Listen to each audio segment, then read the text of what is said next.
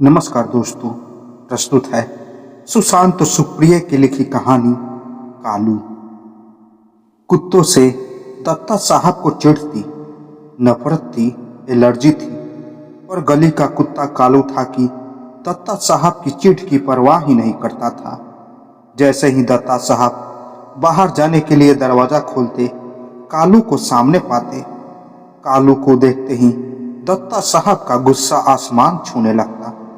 उन्होंने कालू को डराने धमकाने, गली से बाहर खदेड़ने की बहुत कोशिश की, पर कालू था कि पिछली घटना भूलकर दत्ता साहब के मकान के दरवाजे पर फिर बैठा मौजूद हो जाता। दत्ता साहब उसे छड़ी दिखाते, वह छड़ी की मार के दायरे से बाहर रहते हुए पूंछ हिलाता। कालू के पूंछ हिलाते रहने से दत्ता साहब और ज्यादा चिढ़ जाते। दो एक बार उन्होंने पास पड़े पत्थर और पैरों में पहनी चप्पलें उतार कर कालू को दे मारी, पर दत्ता साहब का निशाना हर बार चूक जाता। उधर कालू चप्पलों और पत्थरों को छकाने की कला में और पारंगत होता जाता। जब तक दत्ता साहब गली से बाहर नहीं चले जाते, कालू उनसे एक मर्यादित दूरी बनाए रखते हुए सतर्कता पूर्वक उन्हें गार्ड ऑफ ऑनर देता। दत्ता साहब का मन करता कि वे अपने सिर के बाल नोच ले। कुछ महीने पहले तक दत्ता साहब के सामने यह समस्या नहीं थी। वे रोजाना सुबह शाम टहलने जाते थे। रात का खाना खाने के बाद भी उन्हें गली के 2-3 चक्कर लगाने की आदत थी।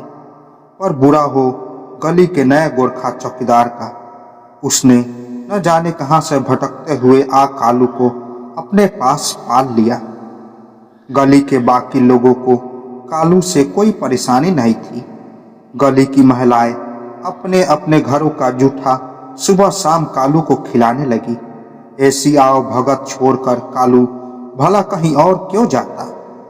पर दत्ता साहब को दुख इस बात का था कि उनकी पत्नी भी गली की महिलाओं की तरह सुबह शाम कालू को खिला पिलाकर हट्टा कट्टा बनाने वाली सूची में शामिल थी। दत्ता साहब के लिए यह बात असहनीय थी। यह ऐसा था जैसे कोई सागा संबंधी दुश्मन की फौज में शामिल हो जाए। उन्होंने पहले पत्नी को समझाया, फिर कई बार उसे डांटा भी, पर पत्नी थी कि उनकी आंख बचाकर कालू को बचा खुचा जूठा खिला ही आती। दत्ता साहब ने 1-2 बार चौकीदार को भी डांटा कि वह न जाने कहां से इस आवारा कुत्तों को पकड़ लाया, पर चौकीदार का कहना था कि कालू के होते कोई चोर उचक्का गली में नहीं घुस सकता। यह सुनकर दत्ता साहब को और गुस्सा आया। उन्होंने कहना चाहा, अबे चौकीदार के लिए तुझे रखा है या कुत्ते को? अगर कालू ही चौकीदारी करनी है तो तेरी तनख्वाह भी कालू को ही दे देते हैं। पर चौकीदार के मुंह लगना उन्होंने ठीक नहीं समझा।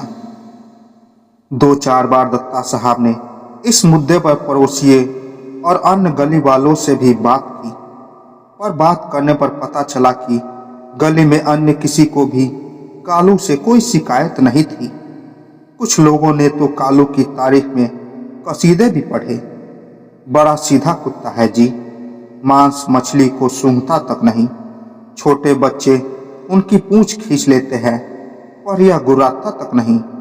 पर गली में आने जाने वाले अजनबी लोगों पर यह पूरी निगाह रखता है वगैरह। दत्ता साहब समझ नहीं पा रहे थे कि कैसे कालू से छुटकारा पाए। गुस्से में उनके मन में बड़े भयंकर ख्याल आते। क्या वे कालू को जहर मिलाकर खाना दे दे? जीव हत्या? ना बाबा ना। उनका मन इस ख्याल को उसी समय खारिज कर देता। क्या नगर निगम वाले को फोन करके कह दे कि उनकी गली में काले रंग का एक पागल कटहा कुत्ता दहशत मचाए हुए है? पर उनकी बात का समर्थन कौन करेगा? उन्हें इस समस्या का कोई हल दिखाई नहीं देता। फिर एक ऐसा समय आया जब कालू दत्ता साहब को नींद में भी पीड़ित करने लगा। उनके सपनों में भी कालू आकर उन्हें सताने लगा। वे कोई बड़ा अच्छा सा सपना देख रहे होते। सपने में इंद्रधनुष होता, तितलियां होती, मेमने होते, हंस होते। अचानक किसी झाड़ी के पीछे से कालू उदित हो जाता, फिर उसका आकार बढ़ने लगता। वह एक बड़े भालू के आकार का हो जाता। उनकी आंखें भेड़ियों की तरह खूंखार नगने लगती। उनके पंजे और दांत शेर की तरह नुकीले हो जाते। उसकी भावें दहाड़ में तब्दील हो जाती और वह दत्ता साहब को खाने दौड़ता। और सर्दियों की रात में भी पसीने पसीने हो गए। दत्ता साहब इस दुखद दुस्वप्न से डर कर उठ जाते। इसी तरह कुछ महीने और गुजर गए। एक सुबह दत्ता साहब दफ्तर जाने के लिए घर से निकले और कालू आदतन उनके साथ हो लिया। दत्ता साहब तो पहले से ही कालू के खार खाए बैठे थे। गली के मोड़ पर उन्होंने एक पत्थर का टुकड़ा दिखा। उन्होंने फुर्ती से पत्थर उठाकर कालू को दे मारा। पत्थर की मार से बचने के चक्कर में कालू इधर उधर लपका। बदकिस्मती से वह सामने से आ रही एक बस की चपेट में आ गया। ड्राइवर ने ब्रेक लगाई, पर तब तक बस का पहिया कुत्ते को कुचल चुका था। एक किकियाहट हुई और कालू के प्राण पखेरु उड़ गए। दत्ता साहब सन्न रह गए। सड़क पर कालू की छत बिछत लाश पड़ी थी। चारों ओर खून बिखरा हुआ था। दत्ता साहब सोच नहीं पा रहे थे कि वे खुश हो या शोक मनाएं। अचानक घटी इस घटना ने उन्हें भीतर तक झकझोर दिया। उनकी आंखों में आंसू गए। वे दफ्तर नहीं जा पाए, वापस घर लौट गए। उस दिन उन्होंने खाना भी नहीं खाया। दत्ता साहब कालू से छुटकारा तो चाहते थे, पर कालू की ऐसी नियति देखकर वे भी सिहर उठे थे।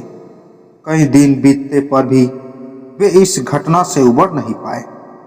कालू के नहीं रहने पर उन्होंने महसूस किया कि उन्हें कालू की आदत पड़ गई थी। कभी कभी आप जिससे नफरत करते हैं, आपको उसकी भी आदत पड़ जाती है। यदि अचानक वह नहीं रहे तो आपके जीवन में एक खालीपन, एक सूनापन आ जाता है। आपके भरे पूरे जीवन से जैसे कुछ छीन सा जाता है। इस लिहाज से नफरत और प्यार एक ही सिक्के के दो पहलू हैं। कुछ दिनों बाद मोहल्ले वालों ने पाया कि दत्ता साहब कहीं से एक काला पिल्ला ले आए थे। उन्होंने उसका नाम रखा था कालू।